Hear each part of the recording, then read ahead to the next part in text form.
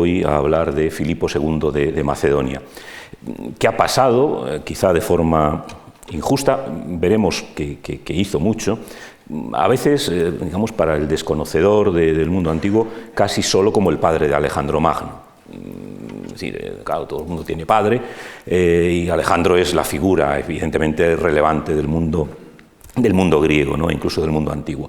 Pero vamos a intentar ver en esta charla cómo el padre realmente fue quien marcó la pauta que iba a seguir en buena parte su hijo. Su hijo seguramente hizo mucho más de lo que el propio Filipo hubiera podido pensar, pero dejó sentadas las bases de lo que iba a ser su imperio. Voy a poner una serie de imágenes y de textos, no pretendo que lean todos los textos sobre la marcha, pero como una de las excelentes iniciativas que tiene la Fundación Marc es que toda esta documentación va a estar colgada en la red, tanto el audio, el vídeo y estos materiales, pues siempre es útil, puede ser útil, ¿no?, para quien quiera volver sobre ello, que se pueda leer los textos. A mí, como soy historiador, me gusta trabajar con las fuentes, con los textos, ¿no? Nuestro conocimiento no deriva de que de repente un buen día al historiador se le ocurra una genialidad.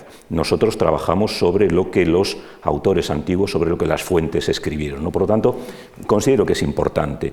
Y también de cara a quien en el futuro pueda ver esta conferencia, quizá es un poco vanidoso, ¿no?, pensar que en el futuro va alguien a interesarse en esto, ¿no? Pero bueno, ahí queda ese material para quien lo quiera ver. Bien, pongo dos textos. Las imágenes que pongo, esta es una representación, seguramente de Filipo, en un vaso de terracota, pero pongo dos textos antiguos donde ya se indica este papel que había desempeñado Filipo. Llegó a poseer el mayor de los imperios entre los griegos y por incrementar su poder no tanto por su valentía en las armas como por su conducta y amabilidad en las negociaciones. Eso lo dice Diodoro de Sicilia. El otro texto de Justino: el padre echó los cimientos de un imperio universal. Es decir, ya los antiguos eran conscientes de que Filipo había sido el verdadero creador de lo que podríamos llamar el imperio macedonio. Su hijo lo llevaría hasta casi los confines del mundo, hasta el Indo, pero fue Filipo el que sentó sobre todo las bases sobre las que construir. Por lo tanto, no es que sea una apreciación nuestra, ¿no?, el papel de Filipo, sino que ya los antiguos le reconocieron al rey este mérito. Bien, este es un mapa general de Macedonia. Macedonia está situada en el nordeste de Grecia, lejos, a bastantes kilómetros de los grandes centros de la cultura griega, de Esparta, de Atenas, de Corinto, de Argos. Está al norte, es un territorio, vamos a decir, periférico. Un territorio en el que además los griegos del sur colonizaron. Toda esta costa, toda la costa, hasta el Mar Negro, está plagada de colonias griegas, es decir, de asentamientos que vienen de ciudades del sur, de Eubea, de Corinto, y que se instalan en los márgenes del territorio macedonio. Macedonia se divide en dos partes principales: la Baja Macedonia. Naturalmente, los territorios se ve claramente en el mapa, ¿no?, estas zonas en verde, estas zonas de llanura, la Pieiria, la Boitia, la Faxítide, la Bisaltia, la Migdonia, estos territorios bajos, zonas de desembocadura de ríos como el Aliakmon, como el Axio, grandes ríos caudalosos que tienen corriente todo el año, no son como los ríos del sur de Grecia, que son ríos estacionales. Y luego está la Alta Macedonia, zonas como Eordea, Lincéstide, zonas que van a estar durante buena parte de la historia entre dos mundos, zonas como la Parabea, la Tinfea, la Oréstide, la Eordea, la Lincéstide, que en algunos momentos históricos van a girar, van a estar más volcadas hacia el oeste, hacia la cordillera del Pindo, hacia el otro lado del Pindo, hacia el Epiro, pero que en otros momentos históricos, con la expansión macedonia, va a quedar integrado en este territorio. Este es el núcleo de Macedonia, ocupada por pueblos, y se nos plantea inmediatamente la cuestión, por pueblos que ¿qué eran? ¿Eran griegos o no eran griegos?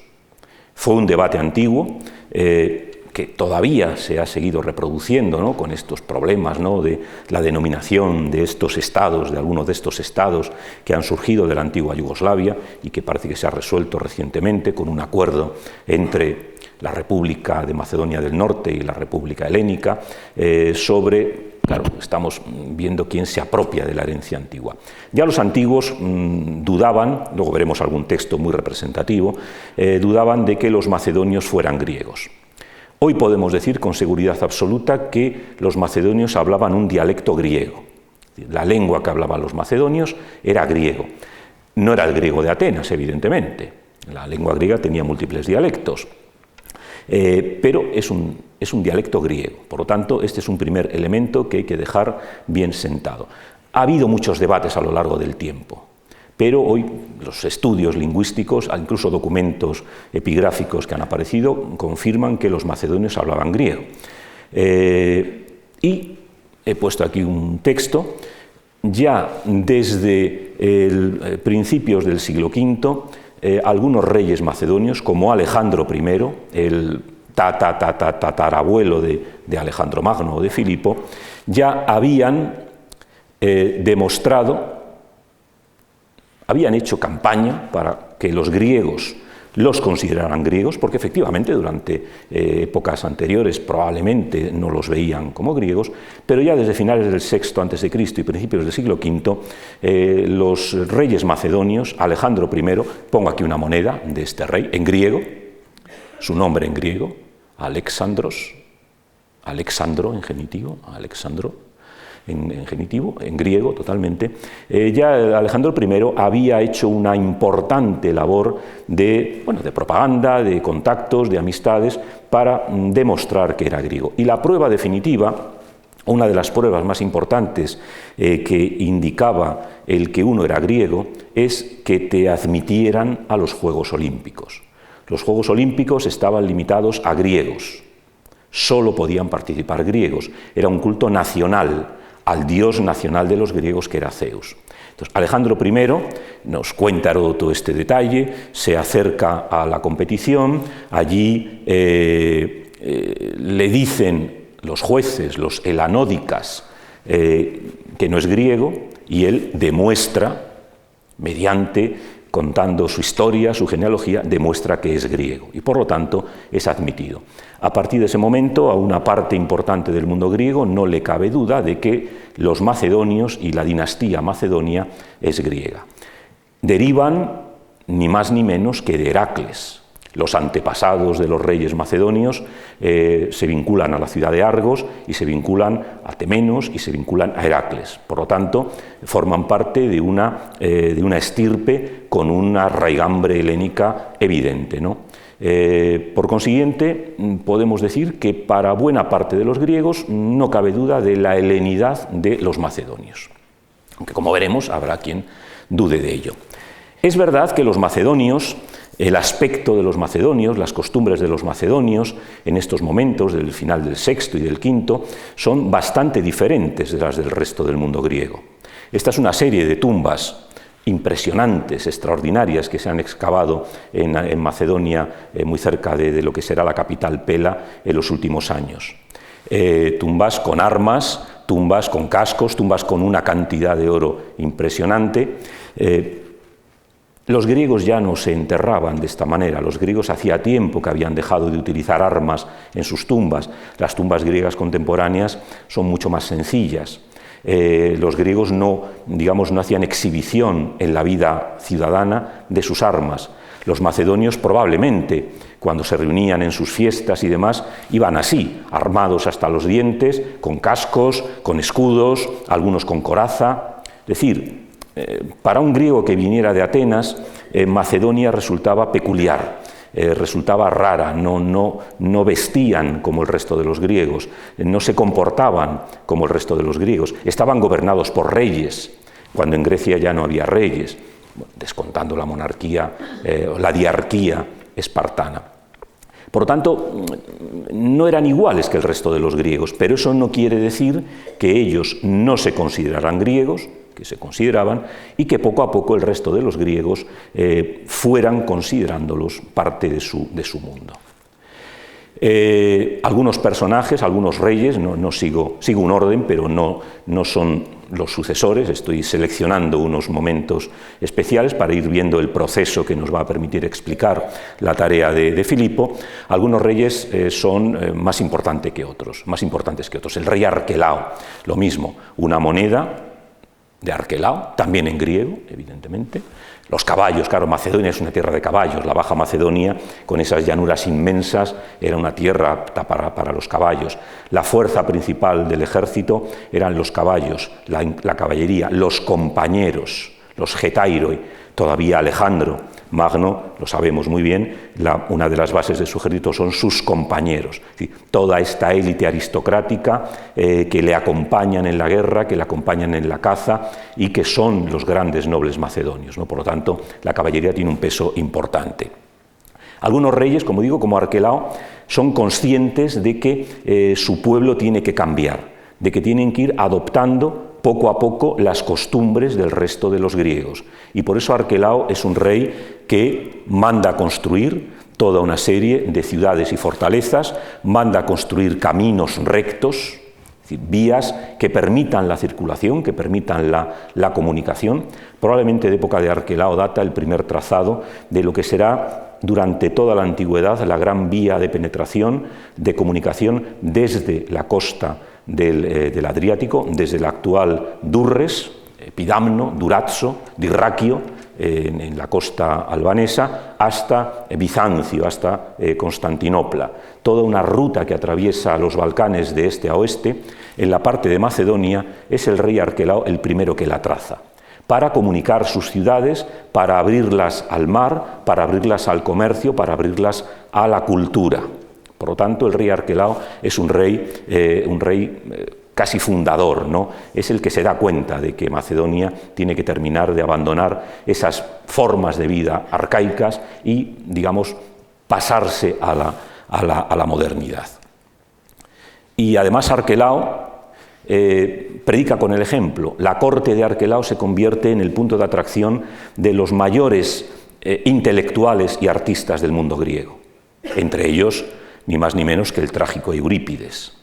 A Arquelao le encanta el teatro ateniense, y como tiene dinero, como tiene fondos, lleva a su corte a todos estos personajes. Y además estamos hablando de corte.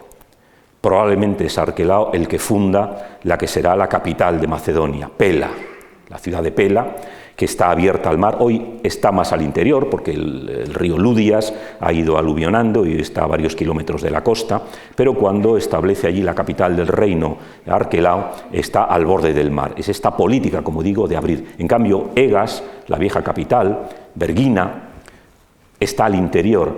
El nombre de Egas significa la ciudad de las cabras. Es una ciudad muy al interior, bastante al interior, rodeada de campos donde pastan las cabras, ¿no?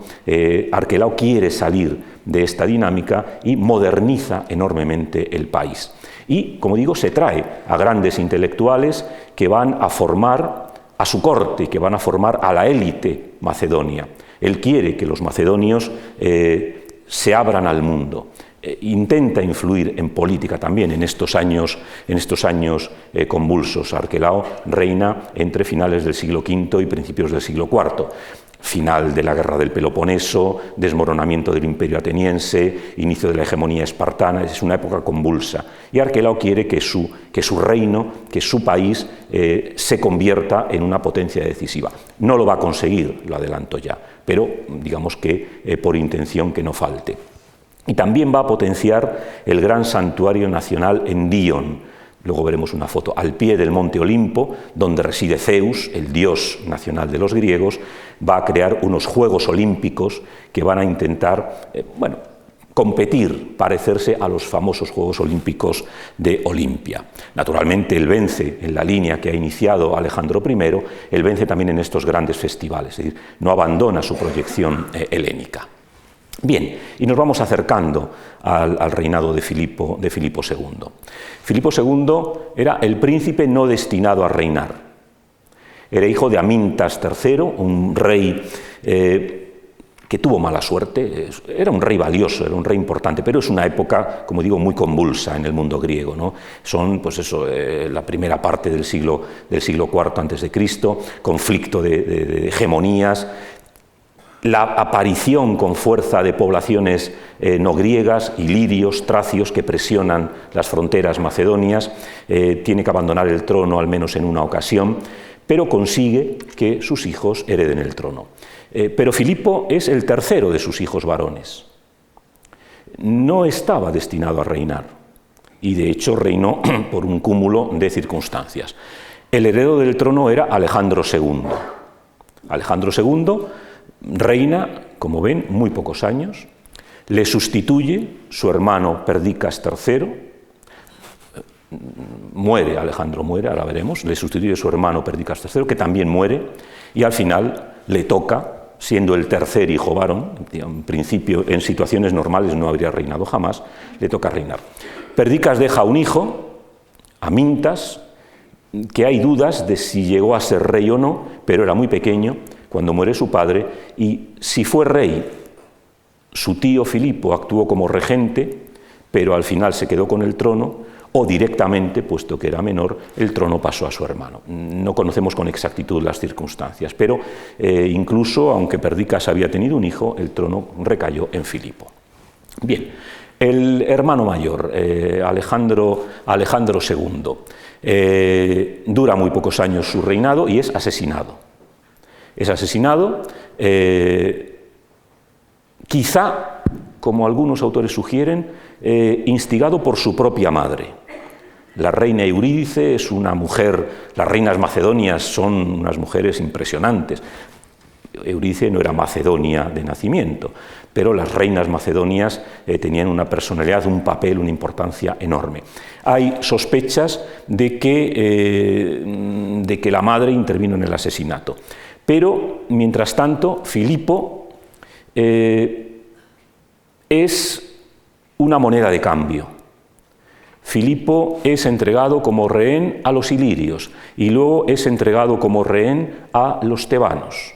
Es decir, en estos gobiernos débiles, evidentemente, cuando hay una presión exterior para consolidar las paces, la entrega de rehenes es fundamental. Garantiza que, evidentemente, pues, si tienes un familiar en manos del enemigo, pues no vas a hacer nada porque si no lo matan. Entonces sabemos que el joven Filipo, probablemente ya con 10 años, va primero con los ilirios y más adelante con los tebanos. Es decir, va a ser utilizado como moneda de cambio para garantizar los acuerdos problemáticos de su hermano mayor. Filipo tuvo la suerte, por una parte, de estar con los ilirios, lo cual probablemente le será útil cuando llegue su momento decisivo, porque va a conocer muy bien cómo funcionan los ilirios en combate. Pero luego está de rehén en Tebas. La Tebas hegemónica, la Tebas que ha derrotado a los espartanos, la Tebas de personajes como Epaminondas, como Pelópidas, como Pamenes. Y allí se educa en la casa de Epaminondas y, según parece, llegó incluso a conocer la filosofía pitagórica. Quiero decir con esto, Filipo, de jovencito, de adolescente, se educó a la griega. Se educó a la griega. Probablemente le hubiera preferido quedarse en su casa, pero como sus hermanos lo utilizaban como moneda de cambio, terminó en Tebas y allí, en la casa de Epaminondas, como un miembro más de la familia, se instruyó a la griega en Grecia, lo cual tendrá una importancia fundamental. Filipo sabía muy bien cómo pensaban los griegos, cuáles eran sus fortalezas, pero sobre todo cuáles eran sus debilidades. Y esto jugará a su favor a lo largo de su vida. La época fundamental de la educación de una persona, ¿no? la infancia, la niñez, la adolescencia, cuando uno está abierto a todo, se educó en una familia griega. Él era macedonio, pero absorbió la cultura griega. Y como digo, esto será fundamental para explicar su posterior historia. Bien, a los 2 años de reinado muere Alejandro II, probablemente las fuentes antiguas son muy hostiles con la reina Eurídice, que parece que había sido infiel al padre, Amintas III, que la perdonó, pero al final, según parece, o directamente la madre, o Ptolomeo, que según algunas fuentes era amante de su madre, dan muerte a Alejandro II. después de esto es una de las tumbas macedonias que se suele atribuir a la reina Eurídice. Yo estoy casi seguro de que no es de la reina Eurídice, pero no voy a entrar en ello. Alejandro lo asesinó, Ptolomeo de Aloro, hay una intervención, interviene el general ateniense Ifícrates para que el trono no pase a estos personajes extraños, aparentemente en connivencia con la madre, sino para que el trono pase al heredero legítimo, que es el hermano, que es Perdicas III, que es este que tenemos aquí en una moneda también. El joven Filipo va creciendo, va llegando a una edad, la primera adolescencia, y según se nos cuenta, Platón, filósofo Platón, manda a uno de sus discípulos recomendando a Perdicas que le vaya haciendo entrega a su hermano pequeño de algunas responsabilidades, para que, aparte de la educación que ha tenido en Tebas, para que vaya curtiéndose en tareas de gobierno. Esto es interesante porque sabemos que Filipo hará lo mismo con su hijo. Filipo, con 16 años, nombrará a su hijo regente del reino, luego saldrá otra vez. Con 18 años le pone al frente del ala izquierda de la formación en la batalla de Queronea, es decir, una manera de asentar a los herederos en el trono es darles responsabilidades. Filipo tiene responsabilidades, probablemente se le encarga el gobierno de alguna provincia de Macedonia, no sabemos exactamente cuál, y como veremos luego, Filipo hará lo mismo con su hijo, le irá concediendo atribuciones para facilitar la herencia. Por lo tanto, parece que hay que agradecer a Platón el que Perdicas III le entregara competencias a su hermano. Pero Perdicas también reina poco tiempo. En torno al año 359 a.C.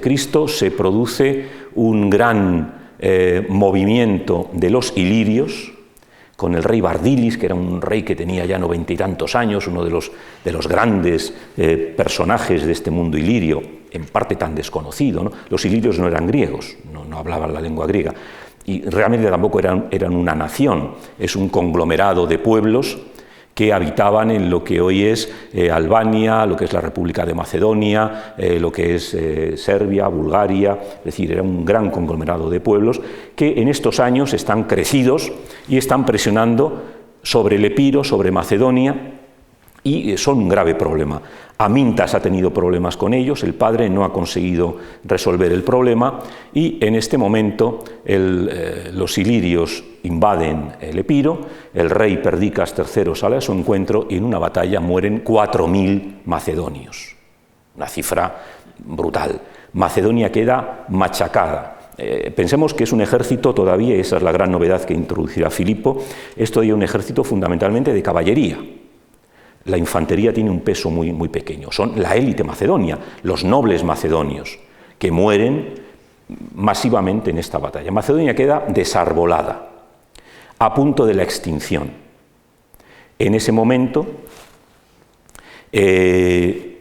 no sabemos, como digo, si como regente de su sobrino Amintas o directamente como rey ante la situación de emergencia. En ese momento Filipo tenía 22, 23 años, es todavía joven.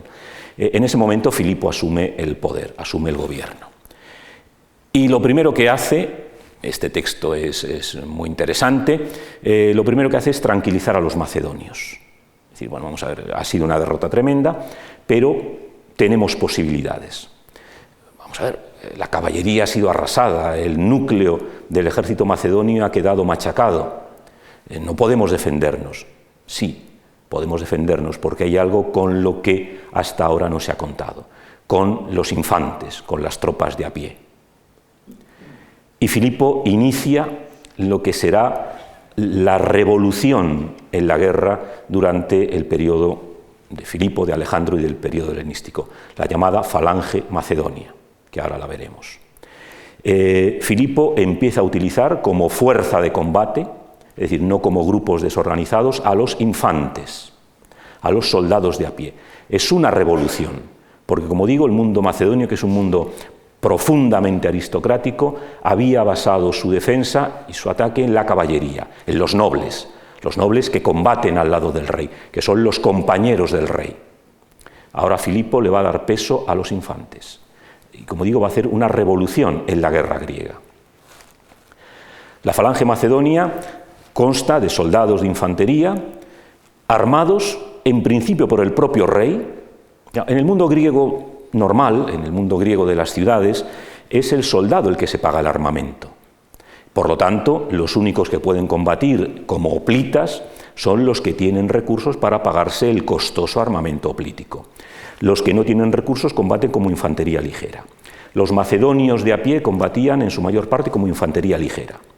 Tropas poco especializadas, tropas válidas para escaramuzas, para hostigar al enemigo, para rematar a los caídos enemigos, para talar árboles, talar bosques, a recopilar botín, mientras que los caballeros, evidentemente, no se van a rebajar a esas cosas. No tenían un papel militar. Pero Filipo va a cambiar la cosa. Primero va a introducir un arma como es la sarisa, la lanza. La lanza. Esta es una imagen muy bonita, muy interesante. Es una tumba de los años 20 del siglo IV a.C., seguramente de alguien, es una tumba riquísima, es una tumba espectacular que han restaurado hace muy poco, donde hay enterrado con mucha probabilidad alguien que acompañó a Alejandro a Asia, alguno de los generales de Alejandro, sin duda, es una tumba muy rica. Y es muy curioso porque a los dos lados de la tumba encontramos a dos falangitas, como ven, con cara triste, velando, haciendo guardia delante de la tumba de su jefe muerto. Y aparecen representados. No llevan casco, evidentemente, porque no están en combate. Llevan la causia, un gorro muy típico de Macedonia, una especie de boina, parece una boina, de fieltros, una prenda típica de las tierras altas, de zonas donde hace mucho frío. Y vemos aquí la larga lanza, probablemente era un poco más larga, una lanza que medía 12 codos, 5 metros y pico al principio, aunque con la evolución terminó alcanzando los 14 y los 16 codos, los 7 metros. Esa fue el arma principal. Y un pequeño escudo, digo pequeño, más pequeño que el escudo del hoplita, típico griego, que se puede ver claramente. El escudo del hoplita griego le habría llegado hasta la rodilla, pero este escudo, el que aparece aquí colgado de una chincheta, se puede ver, o sea, si nos acercamos o si ven fotos, se puede ver perfectamente el escudo colgado de la chincheta, colgado de la pared. Es una tumba impresionante, de una calidad extraordinaria. Bueno, pues el escudo es un escudo más pequeño que el escudo hoplítico, menos pesado, que no se embraza de la misma manera que el escudo hoplítico, que permite una mayor movilidad. Y el efecto es este. El efecto que consigue esta formación de 16 soldados en fondo es una especie de erizo con lanzas que sobresalen 3-4 metros de la línea principal y que avanzan más o menos ordenadamente frente al enemigo. Con este armamento, una formación compacta es prácticamente invencible, siempre y cuando, evidentemente, no se rompa la formación y siempre y cuando la caballería ayude a mantener las alas despejadas. Y otras tropas que también va a utilizar Filipo, que son los llamados hipaspistas, que van armados con el equipo hoplítico. Con este armamento consigue, quizá por una parte, dar una sensación de seguridad a gente que no está acostumbrada a combatir, a soldados que han combatido como tropas ligeras. Con esta arma defensiva y ofensiva, el enemigo queda alejado, a diferencia de lo que ocurre en el combate hoplítico, queda alejado pues 5 o 6 metros del guerrero.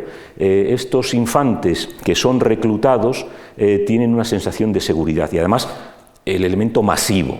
Son formaciones muy compactas, que avanzan casi como una trituradora. Y con la caballería, que sigue teniendo un papel importante, van a desempeñar un papel fundamental. La idea que vemos aplicada ya con Filipo y con Alejandro es que la caballería actúe como el yunque, como la tropa móvil que empuja al enemigo como el martillo, que empuja al yunque, que es la falange. Es decir, el movimiento es impactar con el enemigo, con esta formación tan enorme, tan masiva, tan terrible, aplastar al enemigo, ¿no? Con eso, Filipo consigue crear un gran ejército. Claro, evidentemente hay más gente menos rica que rica. Digamos, la posibilidad de reclutar jinetes es limitada, pero hay mucha población en Macedonia. Macedonia es un país muy poblado y, por lo tanto, hay una gran disponibilidad de tropas, ¿no? Por lo tanto, con esta estrategia, con esta creación de un nuevo modelo de ejército, aquí tenemos esa misma tumba, es una tumba donde vemos muchos tipos de soldados. Es decir, vemos probablemente falangitas, este sería también un falangita, este seguramente es un hipaspista, este probablemente son jinetes de los compañeros que van a pie. Es decir, es el friso de esa tumba que decíamos antes, donde aparecen representados, no voy a decir que todos, pero sí una parte de los distintos cuerpos de ejército que se van creando con Filipo y con Alejandro. Evidentemente se van a ir creando unidades más especializadas según va siendo necesario, pero la base del sistema la establece Filipo. Bien, ¿con eso qué consigue Filipo? Por una parte, engaña a los atenienses, que están siempre, los atenienses son enemigos prácticamente siempre de Macedonia. Con el Anfípolis, que era una ciudad que los atenienses querían, pues evita el enfrentamiento con los atenienses, declarando autonomía y, insisto, prometiendo entregársela a los atenienses. Acuerdo de paz con los peonios, que es uno de estos pueblos limítrofes que veíamos. Derrota a mercenarios atenienses y, al final, contraataca a los ilirios y les produce 7.000 bajas. Con esta acción, la presión de los ilirios, no voy a decir que desaparece del todo, pero prácticamente desaparece. Los ilirios van a quedar bastante escarmentados. Es decir, ya Macedonia ha demostrado que no es ese estado vulnerable al que se le puede atacar sin problemas. No, Macedonia ha cambiado y han sido capaces, en poco más de 3 años, de pasar de una derrota en la que pierden 4.000 soldados a infligir una derrota en la que matan a 7.000 enemigos. Por lo tanto, esto salva a Filipo, evidentemente. Si los ilirios hubieran seguido presionando, Macedonia habría quedado disuelta, pero Filipo salva a Macedonia. Si había dudas de si el rey debería ser el joven Amintas IV, que tendría en ese momento 5 o 6 años, o va a ser Filipo, las dudas se disipan. Lo cierto es que Amintas IV vivió toda su vida bajo la corte de Filipo, es decir, o no tenía pretensiones al trono, o estaba tan claro, tan evidente que no iba a aspirar al trono, que vivió. En la corte macedonia, como en muchas cortes, cualquiera que supusiera peligro era evidentemente ejecutado o hecho desaparecer. El hecho de que Amintas IV viviera hasta que se lo cargó Alejandro demuestra que probablemente Amintas no tenía demasiado interés en ser rey. Pero a partir de este momento ya no cabe duda de que el rey auténtico, verdadero, es Filipo. Bueno, aquí pongo un poco estas cuestiones, ¿no? Es decir, si fue el regente, algunos autores dicen que fue el regente, otros dicen que fue el que sucedió. Tuvo importantes cargos incluso en la corte macedonia, era una persona respetada, el propio Filipo le casó con una de sus hijas, en definitiva era un personaje importante, vivió durante toda la vida de Filipo tranquilamente en la corte de Pela, incluso haciendo algunas tareas a favor de su tío, algunas embajadas, algunas actividades. Por lo tanto, la victoria de Filipo le consagra, por si había dudas, como el rey verdadero. El siguiente paso, y de esto le pudo servir la debacle que había sufrido la aristocracia macedonia en la batalla contra los ilirios, el siguiente paso era unificar el país. Macedonia, sobre todo la Alta Macedonia, era un conjunto de principados, eran macedonios, de alguna manera dependían del rey macedonio, pero había toda una serie de dinastías prácticamente autónomas, que cuando les interesaba apoyaban al rey, cuando les interesaba apoyaban a los enemigos del rey. Filipo quiere acabar con esta situación. Ningún rey macedonio había conseguido doblegar a los nobles de la Alta Macedonia. Era el problema pendiente pues, desde la época de Alejandro I.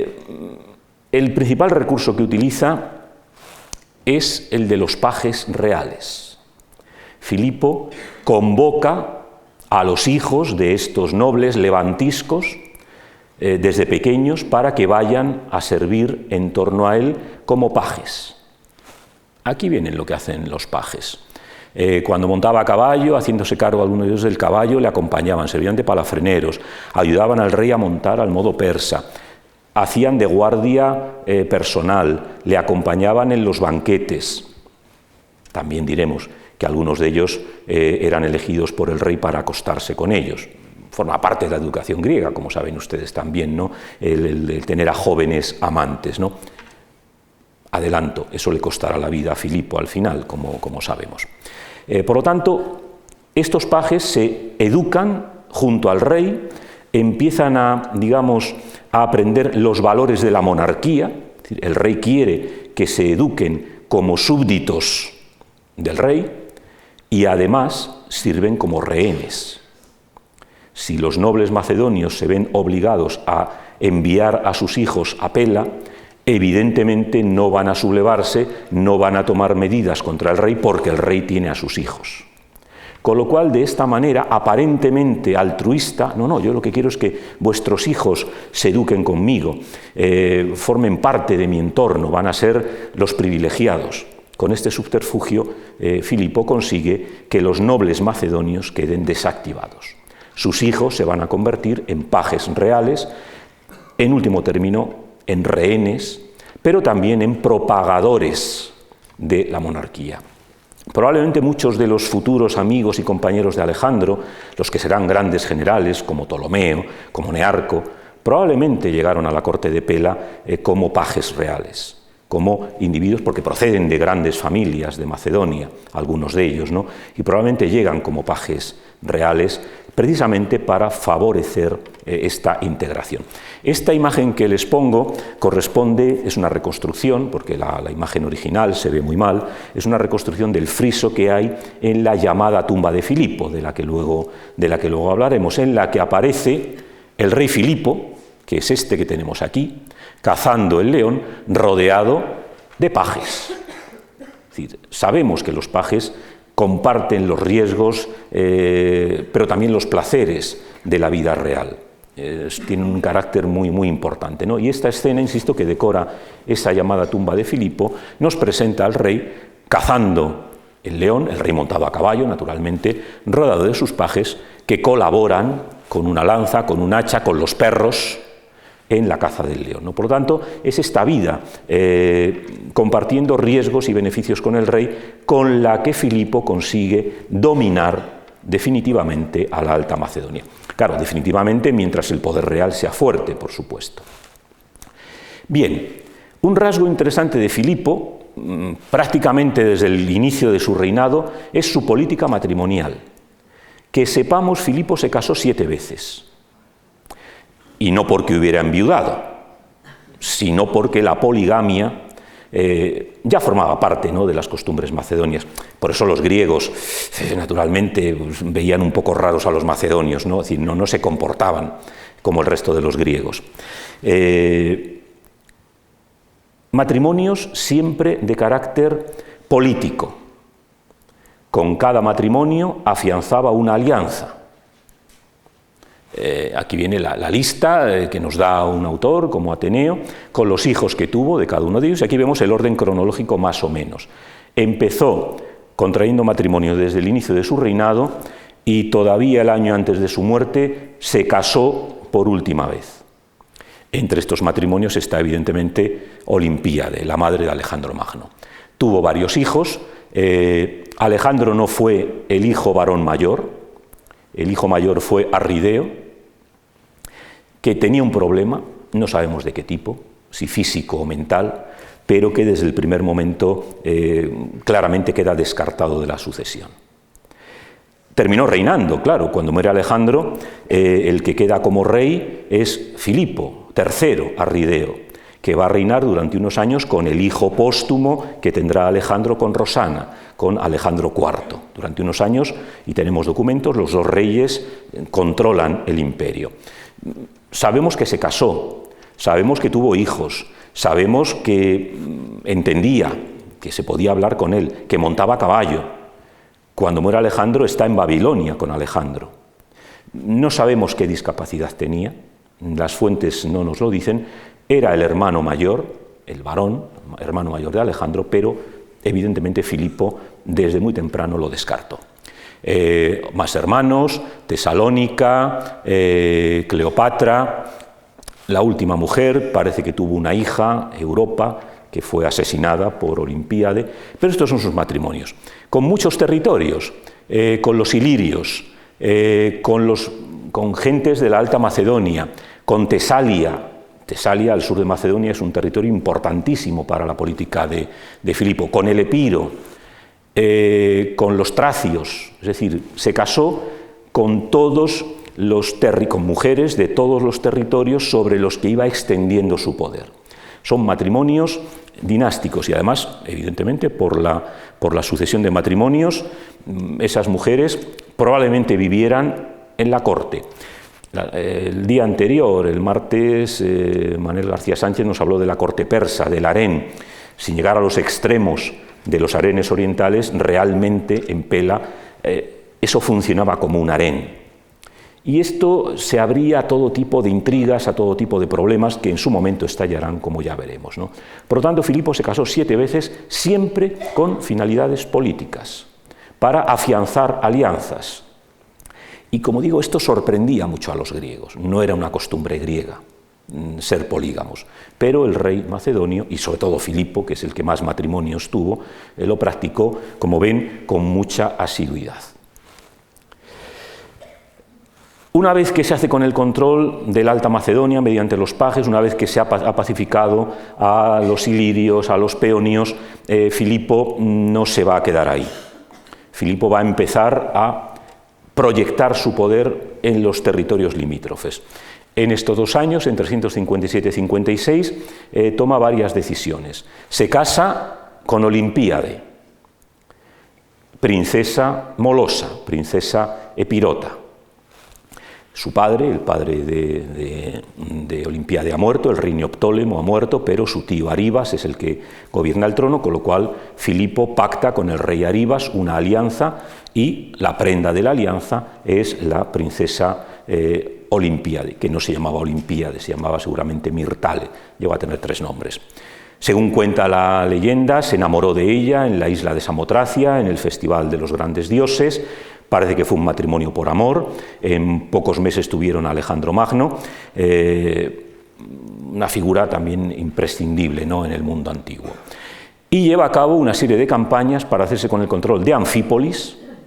Ya habíamos visto cómo antes Anfípolis era... los atenienses habían perdido el control de Anfípolis hacía ya mucho tiempo, en el año 424, pero Anfípolis era fundamental porque controlaba el acceso a las minas del monte Pangeo, que era una de las zonas más ricas en oro y plata de toda Macedonia. Y claro, Filipo necesita dinero. El ejército que ha construido es muy caro, porque el equipo de guerra lo paga el propio rey. Ya hemos dicho que es gente que no tiene capacidad económica, por lo tanto es el rey el que se convierte en el gran aportador de material de combate, de material bélico. Y naturalmente para la diplomacia, para la guerra necesita dinero. Por lo tanto, la conquista de Anfípolis es un punto fundamental. Y el establecimiento en Filipos, en un asentamiento que habían establecido los tasios, pero que él va a ocupar y le va a dar el nombre de Filipos. Es la primera fundación colonial de Filipo. Ya sabemos que Alejandro, por ejemplo, fundará un montón de colonias. Bueno, esa política de fundación de colonias la inicia Filipo y le da a la ciudad su nombre, Filipo. Ya saben que en el mundo helenístico hay una cantidad enorme de Antigoneas, de Arsinoes, de Ptolemaides, de Alejandrías. Es decir, esta costumbre de poner a las ciudades el nombre del rey o de sus allegados la inicia también Filipos. Con eso Filipo se hace con el control de las minas de oro y plata y se granjea la enemistad de los atenienses, naturalmente.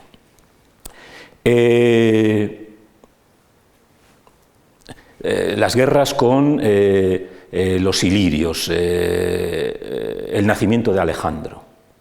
Nos dice este texto que en el año 356 recibe 3 noticias importantes: que los ilirios han sido derrotados, que uno de sus caballos ha vencido en las carreras y que ha nacido su hijo Alejandro.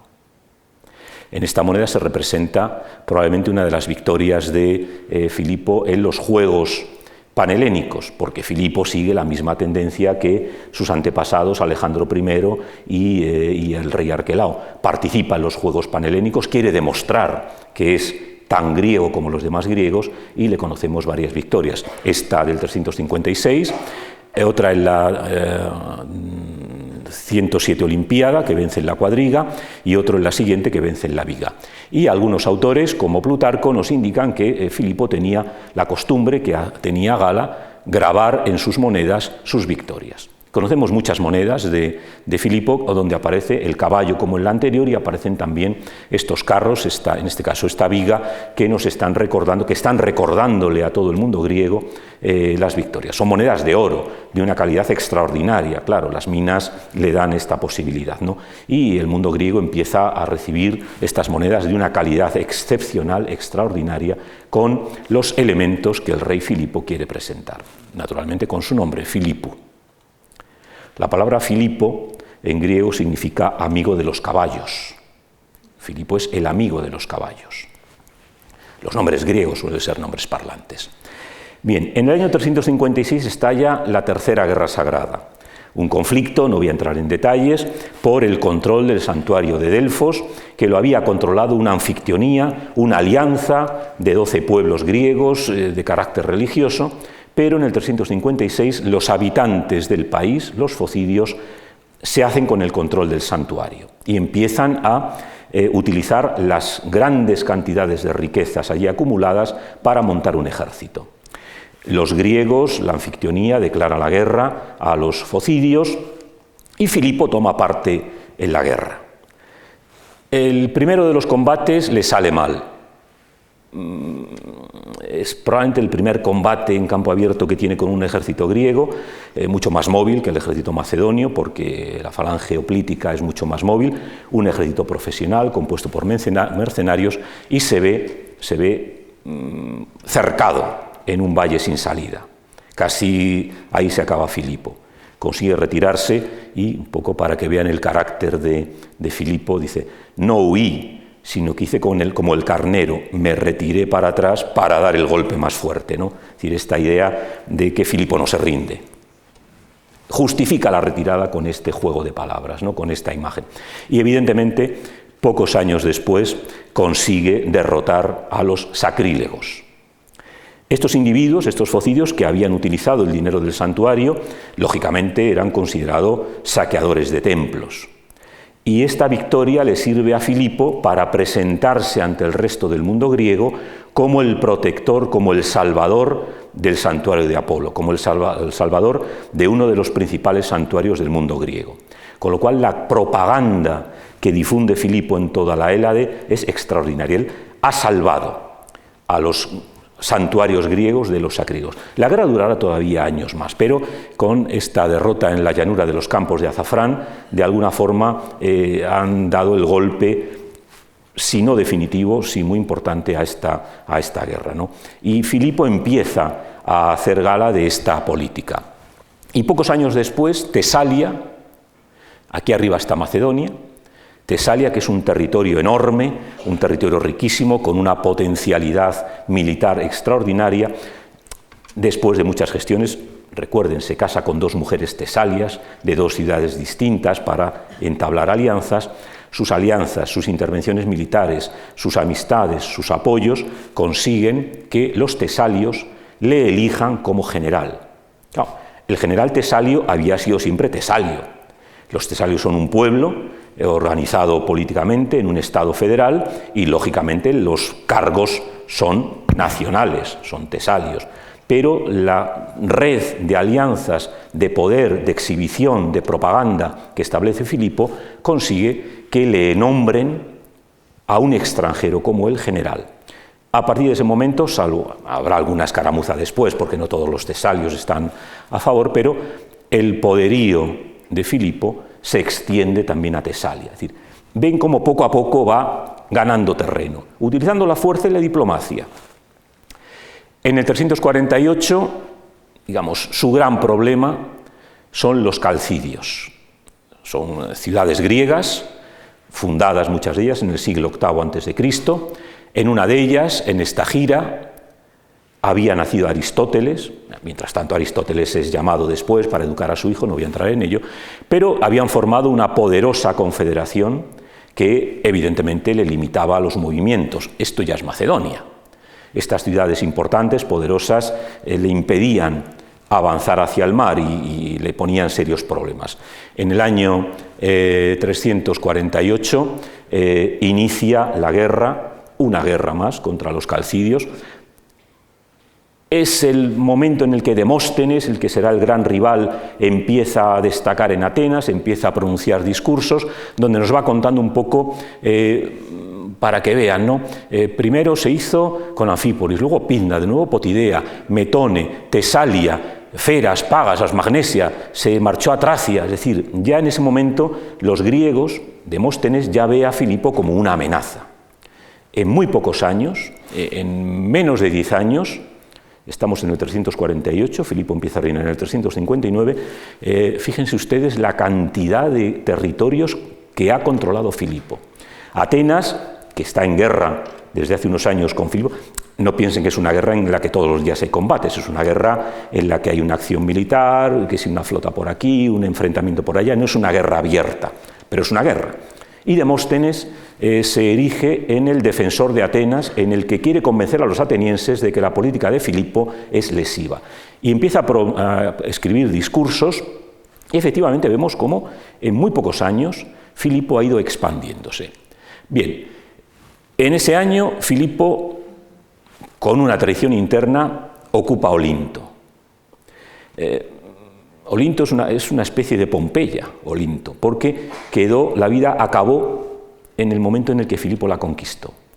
Ha sido excavada, podemos recorrer las calles, los restos arqueológicos no se ven, pero se han encontrado las casas llenas de todo lo que tenían, por supuesto menos el oro y la plata, que eso se lo llevaron los macedonios, pero la cantidad de información que nos está dando sobre cómo funciona una ciudad griega, Olinto, es espectacular.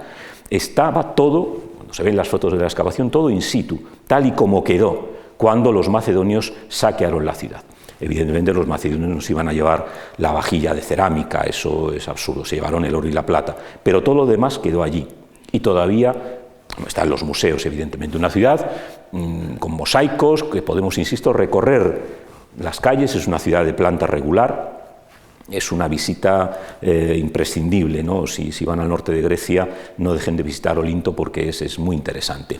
Y hemos encontrado en las excavaciones, esto es una punta de flecha, de una balista, de una lanzadora de flechas, con el nombre de Filipo. Han aparecido muchísimas. Se puede saber más o menos dónde estaban los puntos principales del combate por la acumulación de armas arrojadizas que allí encontramos, ¿no? Es decir, para lo que es la historia militar, para lo que es el asedio, la conquista de una ciudad, Olinto es una ciudad espectacular, es una ciudad maravillosa, ¿no? Se aprende muchísimo de Olinto. Bueno, Olinto es destruida, la Liga Calcídica es disuelta, con lo cual Filipo va avanzando. Este es el Monte Olimpo, desde Dion. Este es el teatro de Dion, esta es la gran capital, el gran centro cultural que Arquelao había establecido al pie del Olimpo. Aquí arriba es donde vive Zeus. Sabemos que vivía allí, se han encontrado restos de las ofrendas, había un santuario en la roca, en la piedra, y bueno, en el museo de Dion se han encontrado estos elementos. Aquí, para conmemorar el final de la guerra con los calcidios, organiza competiciones espléndidas en este teatro, muy probablemente. Bueno, esto que ven es madera, ¿no? Lo han puesto porque a veces se celebran allí también festivales, evidentemente, pero aquí estaba el teatro. Entonces, en este ambiente, en este ámbito, piensen que esta foto está hecha al final de la primavera, casi al principio del verano. Es una foto que tuve la suerte, ¿no?, de una de las veces que he estado allí, ver este panorama, ¿no? Es un panorama espectacular, es un entorno maravilloso, apabullante. Allí reúne en banquetes a toda una cantidad enorme de extranjeros y concedía regalos a no pocos. Es decir, nuevamente la propaganda ha acabado con una guerra con la resistencia, pero digamos que ahora empieza a invitar otra parte de los griegos allí, a este lugar espectacular, al pie del Olimpo, a festivales, a banquetes y a regalos. Es decir, esta doble política, la fuerza, pero también la diplomacia. Sabe que tiene que ganarse el apoyo de los griegos también, aparte de combatirlos, ¿no? Por lo tanto, el santuario de Dion se convierte también en un centro de la propaganda. En el año 346, los atenienses están cansados de la guerra. Ya digo, no ha sido una guerra continua, pero es una guerra de desgaste. No han conseguido nada. Al contrario, Filipo ha ido avanzando y se firma una paz, la llamada paz de Filócrates. No voy a entrar en detalles, es una paz que primero el propio Demóstenes propicia, al final se va a arrepentir y va, bueno, a atacar, a acusar a los que la habían hecho posible, pero en el 346, en principio, se establece la paz entre Atenas y el rey Filipo. Una paz engañosa, embustera, porque Filipo juega con las palabras, hace retrasar a los embajadores atenienses para ir conquistando territorios. Los atenienses se enfadan, se dan cuenta de que les han engañado, pero no pueden hacer mucho. Y a la vez acaba con la Tercera Guerra Sagrada. Por vez primera, los macedonios van a participar en la anfictionía, es decir, en este grupo de pueblos griegos que protegen el santuario de Zeus. Es un logro político y diplomático. Los macedonios habían estado siempre excluidos de la anfictionía, pero ahora van a formar parte. Ojo, no Macedonia, Filipo. No el pueblo macedonio, sino el rey Filipo y sus descendientes. Filipo va a jugar de cara a los griegos mucho con esto, es decir, él es el rey de Macedonia, pero de alguna manera los honores los va a recibir él como persona. No los macedonios. Hay una confusión muy grande en el mundo macedonio, es un mundo muy arcaico, entre lo público y lo privado. Es muy difícil distinguir cuándo actúa Filipo como Filipo o cuándo actúa como rey de Macedonia. Probablemente porque es imposible, es decir, todo el mundo sabe que Filipo es el rey de Macedonia.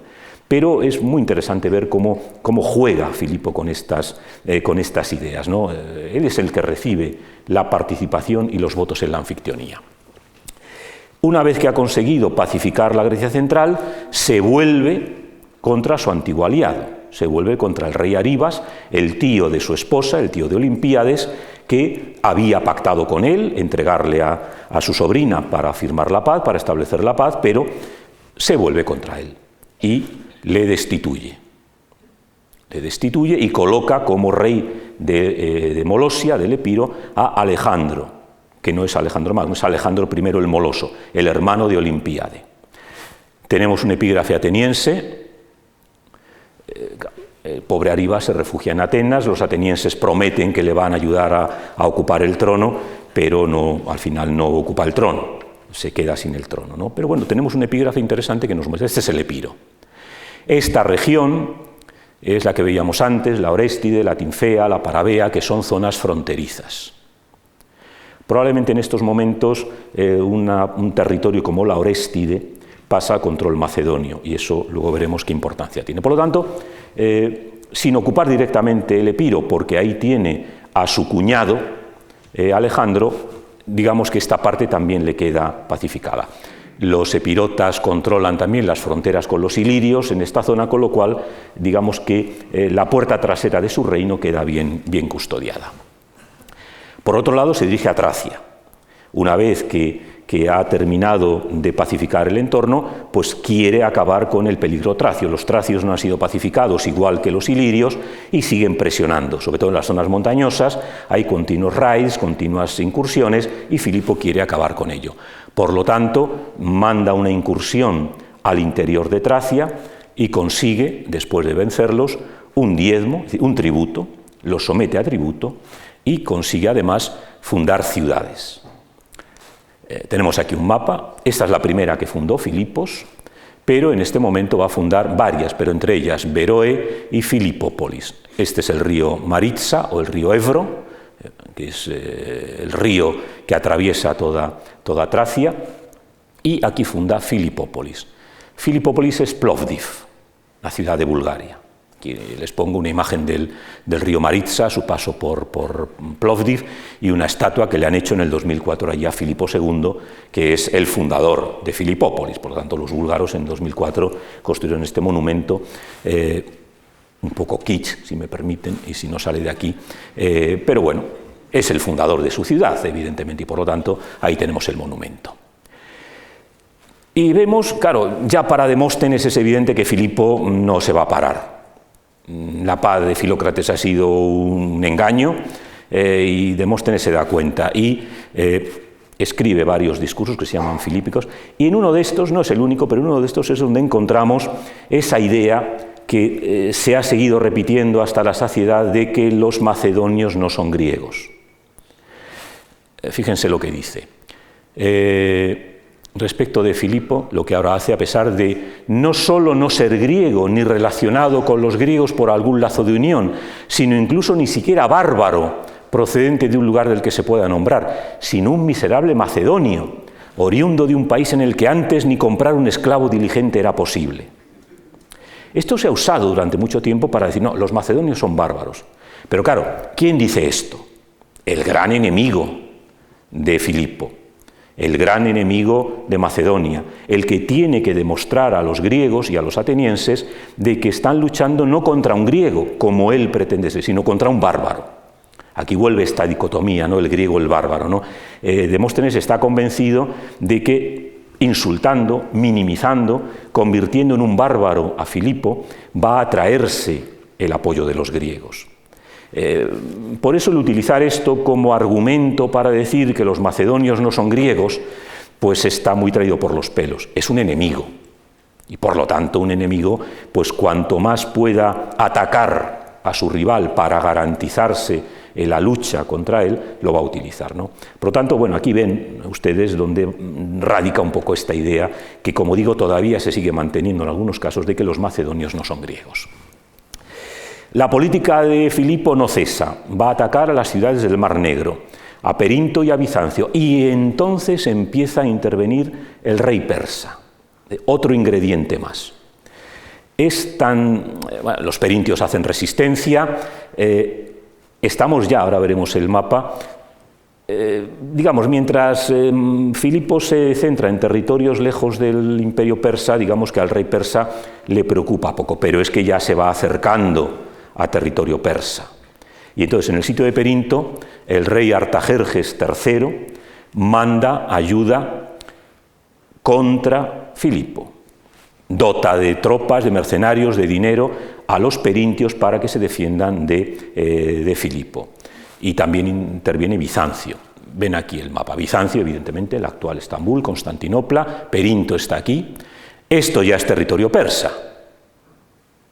Esto ya es el Mar de Mármara, el Helesponto, esto ya es territorio persa. Por lo tanto, imagínense ustedes, cuando Filipo empieza a hacer campaña en las fronteras del imperio persa, el rey persa tiene que intervenir. No directamente, sino apoyando a los enemigos de Filipo.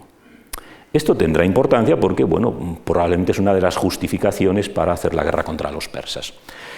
Filipo va más allá. Detiene, captura a la flota comercial que lleva el suministro a Atenas. Los atenienses dependen del trigo del Mar Negro. Atenas no produce prácticamente cereal.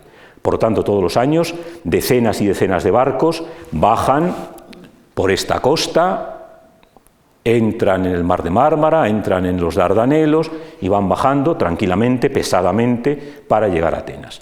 Filipo captura esta flota. 230 barcos o 180 barcos. Eso hace que Atenas no tenga suministro de cereal. Y esto, evidentemente, en Atenas es peligroso. Y a Filipo le reporta una ganancia de 700 talentos. Esto que les pongo aquí es la reconstrucción de un barco que encontraron con estos robots submarinos que hacen ahora, un barco de comercio del siglo IV, precisamente, que se encontró justo enfrente de la costa de Bulgaria. Probablemente este tipo de barco, que es griego y es contemporáneo, probablemente es uno de estos 200 y pico barcos que Filipo capturó. No este en concreto, quiero decir, es el tipo de barco, ¿no? Pero lo pongo para ilustrar. Claro, eso para Atenas, evidentemente, es una declaración de guerra. Filipo se embarca en el asedio a Bizancio y en ese momento el joven Alejandro, con 16 años, abandona ya su educación con Aristóteles y es encargado de regir el reino. Él es el regente del reino. Aprovecha una campaña para fundar su primera ciudad, una Alejandrópolis, todavía siendo regente de su padre.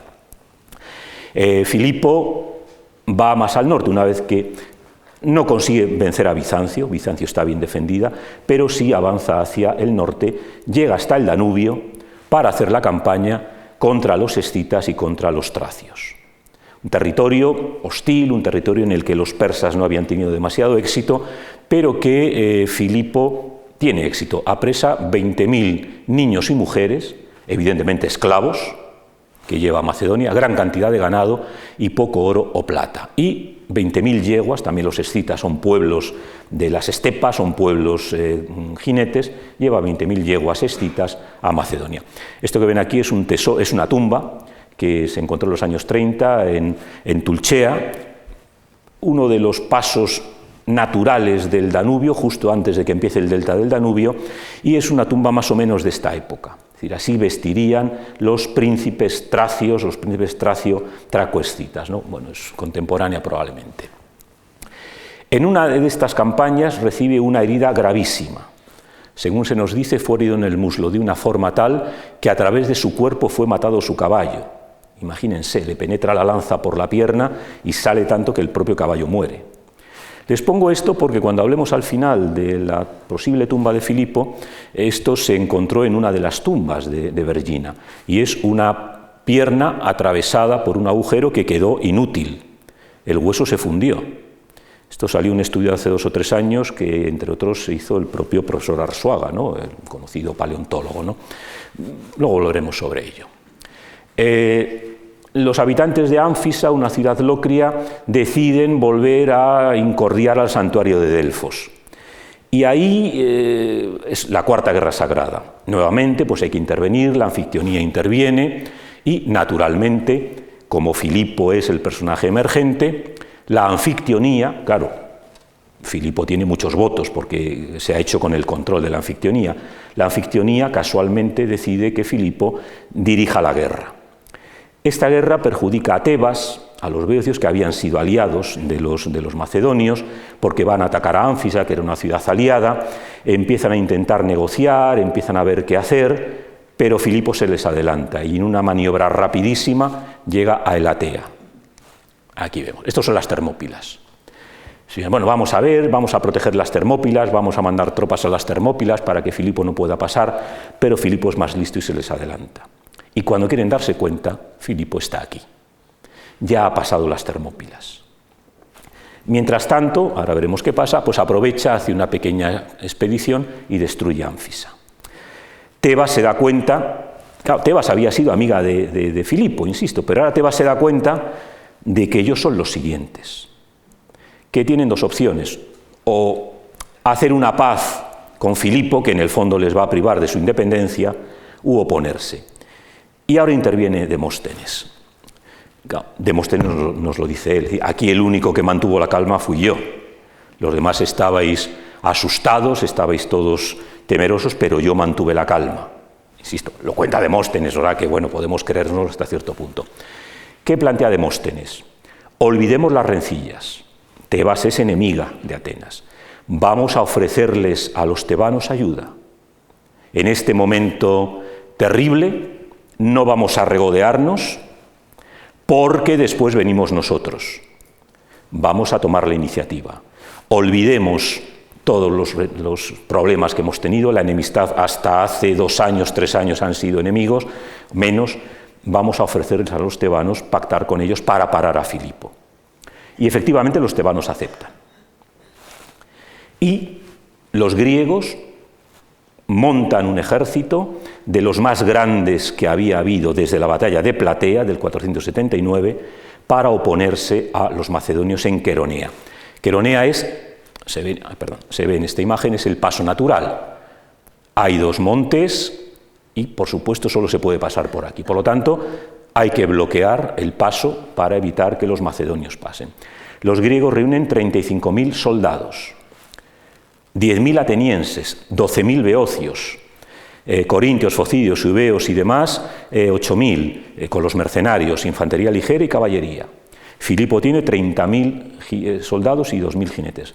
O sea, se reúnen ahí más de 70.000 personas. Una batalla tremenda. Forman los 2 ejércitos, los beocios en el ala derecha, porque En el ejército griego, en la batalla griega, los que dirigen la formación se sitúan en el punto de mayor riesgo. El batallón sagrado, ese batallón formado por 150 parejas de jóvenes unidos por amor homosexual, forman el núcleo de la falange tebana, los aliados en el centro y los atenienses en el ala izquierda. Filipo enfrente de los atenienses, Alejandro en el ala izquierda, claro, Filipo está en el ala derecha porque es el puesto de mando, pero Alejandro ya con 18 años manda el ala derecha. Filipo es muy hábil, seguramente ha aprendido la táctica beocia, se ha educado en Tebas. Sabe que los beocios probablemente vayan a empujar con esta ala que está recrecida. Entonces él hace lo contrario, un poco la maniobra que había hecho en la batalla contra los focidios. Retrocede en orden hasta subir a una pequeña elevación. Los atenienses creen que Filipo está huyendo, avanzan corriendo, rompen la cohesión de la línea, y eso es terrible en una falange hoplítica, y cuando llega a la zona alta, Filipo embiste con la falange macedonia. Resultado, 1000 atenienses mueren, 2000 atenienses son hechos prisioneros, los demás se van corriendo como alma que lleva el diablo. Alejandro presiona sobre la izquierda. Evidentemente, como la falange ha quedado desarticulada, pueden bordearla y se produce la escabechina. No sabemos cuántos tebanos y beocios murieron, muchos, muchos. Al final de la batalla, este monumento se erigió después, este monumento está encima de la tumba de los muertos del batallón sagrado. Al final de la batalla se nos dice que Filipo se detiene en el lugar en el que habían caído los 300 y al ver los cadáveres con sus armaduras se pone a llorar. Bueno, es un elemento simbólico. Otras fuentes dicen que se dedicó a pegar saltos en medio de los cadáveres, ¿no?, riéndose y bebiendo y emborrachándose, hasta que el orador Démades le dijo: hombre, Filipo, ten un poco de contención, y efectivamente Filipo se contiene. Pero inmediatamente después hace que Antípatro, su mano derecha, y su hijo Alejandro, previamente han incinerado a los muertos atenienses, y a esos muertos atenienses los devuelve a Atenas junto con los prisioneros sin rescate, porque Filipo quiere la paz. Evidentemente Atenas no tiene más remedio que firmar la paz, pero ven nuevamente la diplomacia. Filipo podría haber arrasado Atenas, podría haberla destruido. Demóstenes evidentemente empieza a organizar la defensa, pero Atenas no tenía defensa. Esa debacle fue terrible. Pero Filipo no destruye Atenas, les ofrece una paz honrosa, les lleva incluso los caídos como prueba de buena voluntad y devuelve a los prisioneros sin rescate y encima los viste. Los prisioneros evidentemente pues estaban andrajosos después de la derrota y los viste adecuadamente para que cuando lleguen a Atenas estén presentables, ¿no? Con eso Filipo, digamos, está terminando la conquista de Grecia. Termina la guerra sagrada y se da cuenta de que hace falta una estructura para unir a los griegos. Seguramente piensa que la anfictionía puede ser. Se sabe porque se acuña esta moneda. En el mundo griego las monedas llevan el nombre del Estado que las acuña. Los atenienses, los beocios, Filipo. Pero en esta moneda aparecen los anfictiones, que no son un Estado. Es una acuñación, seguramente se acuñaron muchas. Les he puesto esto. En el 2018 hubo una subasta donde esta moneda salió por $80.000, pero se vendió por $190.000. Esta moneda. Hay poquísimas, es una moneda rarísima. Creo que debe haber en el mundo 20 y pocas. Inmediatamente Filipo manda acuñar esta moneda con la plata del santuario, porque él piensa que la anfictionía va a ser ese órgano que va a unir a todos los griegos. Pero se da cuenta de que no le vale. La anfictionía tiene una estructura muy peculiar y da la impresión de que se arrepiente inmediatamente y debió de hacer destruir todas las monedas. Por eso hay tan pocas y por eso son tan caras. Pero él ya está pensando que tiene que buscar una manera para garantizar la paz entre los griegos. La anfictionía no sale y hará otra cosa. Pero para demostrar su victoria manda erigir este monumento al lado del templo de Hera, en el punto clave. Esta es la base de las estatuas y coloca, digamos, la sucesión dinástica.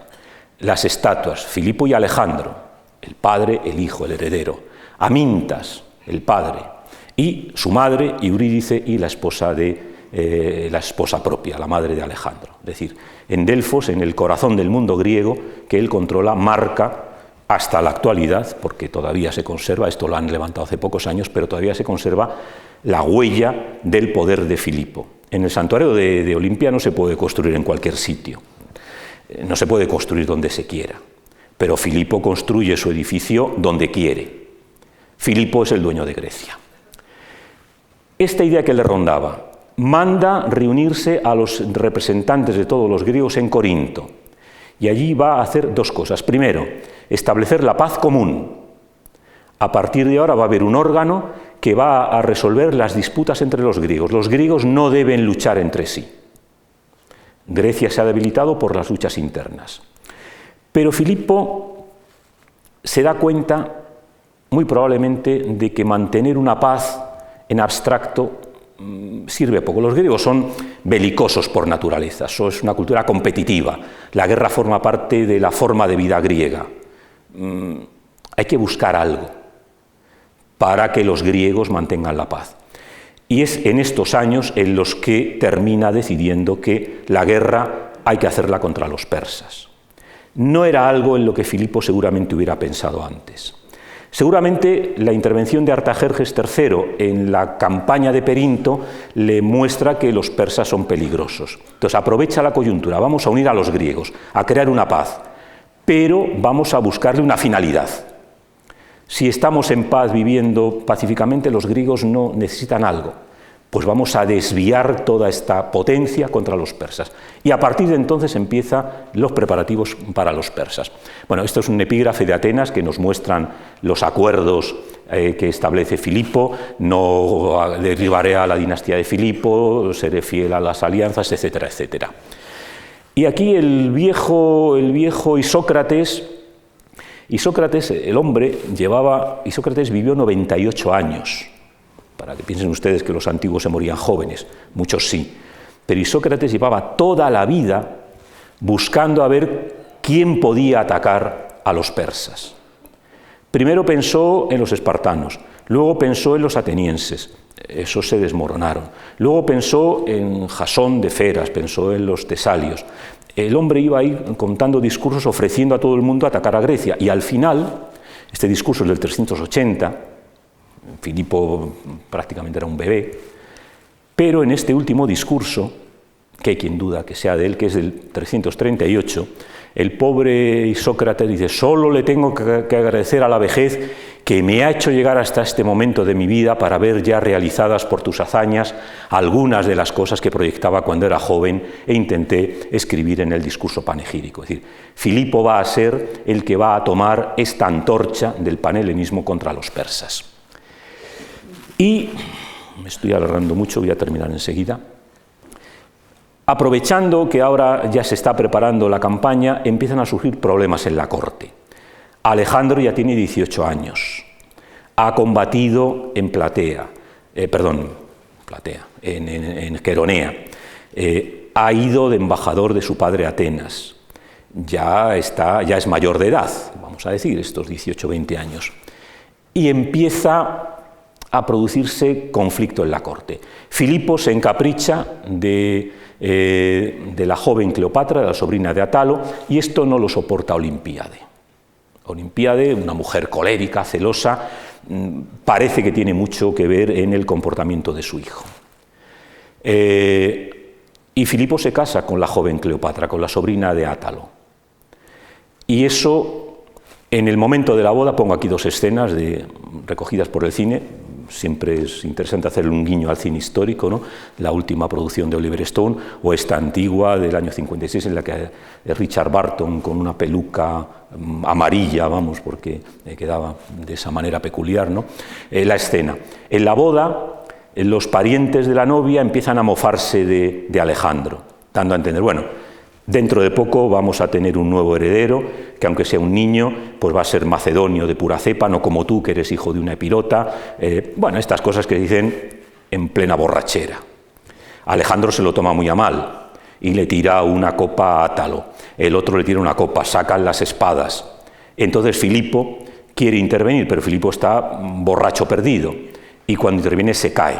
Y entonces Alejandro le dice: amigos, ahí tenéis al hombre que se disponía a pasar de Europa al Asia, pasando de un lecho a otro, ha acabado por los suelos. Claro, eso es la humillación a su padre. Evidentemente han roto. Alejandro tiene que salir corriendo, se lleva a su madre al Epiro y él pasa un tiempo fuera. Al final le convencen a Filipo de que llame a su hijo. Pero pocos meses después hay otro asunto. Filipo ya está empezando a preparar la campaña contra Persia. Y resulta que el sátrapa de Caria, Pixódaro, que es súbdito del gran rey, pero que, bueno, intenta zafarse del poder, le escribe a Filipo pidiéndole un marido para su hija. Y Filipo piensa en Arrideo, en este joven inviable para el trono, pero bueno, si casamos a Arrideo con la hija de Pixódaro, pues nos buscamos una alianza. Filipo podía haber entregado a Alejandro, pero Filipo sabe que Alejandro de momento es su heredero mientras no haya nadie más. Pero los amigos de Alejandro, la madre de Alejandro, empiezan a malmeter. Fíjate, tu padre te hace de menos, va a casar a tu hermano con una princesa, tú no pintas nada, y claro, llega un momento en que Filipo se entera y Filipo corta por lo sano. Por supuesto se enfada enormemente con su hijo, pero expulsa a toda la tropa, a todos los jovencitos, los jovenzuelos que rodeaban a Alejandro. Luego grandes generales, evidentemente. Aquí está Árpalo, está Nearco, está Erigio, está Ptolomeo. Es decir, todos los que serán los grandes generales de Alejandro son los que le están malmetiendo. Estamos en una corte, en un harén, con mujeres, con intereses, con partidarios, con grupos de poder. Filipo no es mayor, tiene 40 y pocos años, 44 años. Para aquella época era muy viejo, cuando la esperanza de vida está en 21 años, evidentemente, bueno, digamos que ya se pensaba que estaba decayendo, y hay que colocarse de cara a la sucesión. Entonces, esto va a agriar enormemente la corte macedonia. En Persia ha surgido un nuevo rey, Darío III, el que vemos aquí en el famoso mosaico de Alejandro, después de una serie de luchas internas. Pero Filipo da el último golpe de efecto. Puesto que Olimpíades se ha ido a refugiar con su hermano, que es rey de Molosia, puesto que él tiene que iniciar su campaña, puesto que no queda claro que pueda no tener problemas, da un golpe de efecto. Va a casar a su hija Cleopatra, la hermana de padre y madre de Alejandro, con el tío. Es decir, Cleopatra se casa con su tío Alejandro. La alianza con el Epiro dependía de Olimpíade, pero como Olimpíade ha tomado el partido de la oposición, pues no se le ocurre a Filipo, ya digo, dar el golpe de efecto, casar a su hija con el propio tío de la hija, el rey Alejandro I el Moloso. Y en la boda, en el año 336, es donde se produce la muerte de Filipo, celebrando la boda. Aquí tienen la sucesión. Se hace una gran procesión donde salen los 12 dioses, se añade una 13ª estatua donde aparece Filipo, casi como si fuera el 13º dios, lo cual quiere decir que Filipo ya estaba muy crecido. Aparece Filipo con manto blanco entre los dos Alejandros, su hijo y su yerno cuñado. Sus amigos entran, este es el teatro de Egas, de Vergina, donde murió. Sus amigos entran delante de él, quiere aparecer solos y los guardias de Corps, porque quiere presentarse como un griego más que no necesita protección, y de repente Pausanias de Oréstide, que había sido paje suyo, que había sido amante de Alejandro, pero claro, cuando creció, de Filipo, cuando ya creció Filipo ya no le gustaba, Pausanias lo llevó muy a mal, porque Filipo se enamoró de otro Pausanias distinto. Bueno, no vamos a entrar en la historia de las revistas del corazón, ¿no? Pausanias está despechado, Pausanias se queja, Átalo le perjudica, Pausanias está rabioso, celoso, y con un puñal celta le atraviesa las costillas. Sale corriendo, hubiera escapado porque tenía allí los caballos, pero tropieza en una viña y cae. Y los tres guardias de corps le matan. ¿Quién mató a Filipo? Evidentemente Pausanias. Pero ¿quién había detrás de Filipo? Bueno, los sospechosos habituales. Amintas IV, el primo de Alejandro, el sobrino de Filipo, que desapareció inmediatamente. Alejandro lo eliminó. No sabemos si estaba implicado o no, pero lo eliminó. Se había casado con una hija de Filipo, tenían hijos. Dos príncipes lincestas, Erómenes y Arrabeo, hijos de Aéropo, estaban emparentados con la familia real, esos fueron ejecutados inmediatamente. El tercer hermano, Alejandro, el lincesta, fue muy hábil, fue de los primeros que dijo eso del rey ha muerto, viva el rey. Es decir, Alejandro es nuestro rey. Entonces, bueno, de momento se salvó. Pero vamos, luego le detuvieron y estuvo en prisión varios años hasta que lo ejecutaron. El propio Darío III. Claro, el propio rey persa, que podía haber dado dinero para matar al que iba a ser su enemigo. El propio Demóstenes también. Estos pensaban, evidentemente, los partidarios de Alejandro. Los enemigos de Alejandro pensaron que la propia Olimpíade y el propio Alejandro estaban detrás del complot. Nunca lo sabremos. A todos ellos les beneficiaba la muerte de Filipo, evidentemente. Entonces, cualquiera de ellos podía ser. Aquí, bueno, han pasado mucho tiempo, las pruebas están frías, no somos el CSI y va a ser difícil averiguarlo. Sobre cada uno de estos hay 200.000 artículos, hay una cantidad de trabajos enormes. Al final, Filipo muere a los 47 años cuando había reinado 25. Y voy terminando. La tumba de Filipo. Filipo es enterrado inmediatamente en Egas, en Vergina, donde ha muerto, en las tumbas reales. En el año 77, Manolis Andrónicos descubrió todo este conjunto de tumbas bajo un gran túmulo y fue una expansión mundial. Se encontró un Herón, se encontró una tumba, se encontró otra tumba y otra tumba. Esta, la tumba 2, es la que sobre la marcha se dijo que era la tumba de Filipo. Y así se ha quedado. Yo pienso que no es la de Filipo. Adelanto, yo creo que la tumba de Filipo es esta, como también dice el estudio que mencionaba antes de Arzuaga, pero esta es la más importante, evidentemente. Esta tumba, un esquema de la tumba con dos cámaras, dos enterramientos, hay dos enterramientos, un hombre y una mujer, con un ajuar espléndido, impresionante, se encontró intacta. Ahí apareció esta figurita en un lecho, esta figurita es así de pequeña, O sea, es un pequeño aplique de un lecho de marfil que se enterró en la tumba. Es la cara de Filipo, seguramente. Bien, esta es la que ha pasado con la tumba de Filipo. Una tumba espléndida, con la pintura que les he presentado antes, con la coraza de hierro. El único que sabemos que tenía coraza de hierro es Alejandro. De Filipo en ningún momento se dice que tuviera una coraza de hierro. Con el escudo, este escudo no puede ser de Filipo. ¿Por qué? Porque representa la muerte de Pentesilea en la guerra de Troya y la mata Aquiles. ¿Quién es heredero, descendiente de Aquiles en todo este mundo macedonio? Únicamente Alejandro. La madre de Alejandro, Olimpíade, la familia real molosa, era descendiente de Aquiles. Filipo jamás habría llevado un escudo con la muerte de Pentesilea a manos de Aquiles, porque es un mito propio del Epiro, es un mito propio de la familia materna de Alejandro.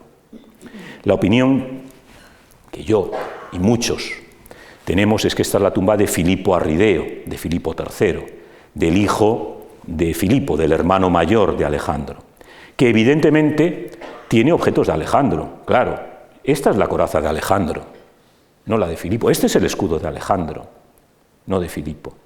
En la corte, cuando muere un rey, quedan un montón de cachivaches, de trastos, de objetos.